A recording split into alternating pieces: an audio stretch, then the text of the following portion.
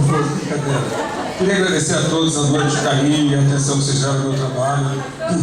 Graças ao Julinho, que eu conheci ele através de trabalho também e tive uma afinidade enorme com a pessoa dele, independente de ele ser um mega empresário, ser uma pessoa super consistente no que faz. Eu vejo uma pessoa muito simples, assim como eu sou também, independente do que a gente representa, a gente é um ser humano antes de qualquer coisa, ele é bem assim.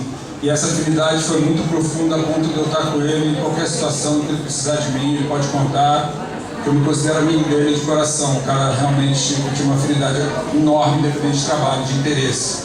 A Tânia eu conheci aqui agora também, uma pessoa fantástica, guerreira, está fazendo esse evento maravilhoso para todos vocês, muita batalha. E graças a vocês, que sem vocês eu não sou ninguém, e ela também vai conseguir fazer esse evento. Tudo aconteceu dessa maravilhosa, vocês são lindos. Muito obrigado por tudo que vocês fizeram aqui, todo esse carinho todo. Obrigado e boa noite a todos.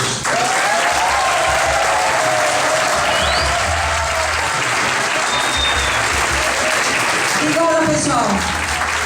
Muito obrigada. E até a próxima no surpresa. Convido vocês a continuarem a festa. Obrigada.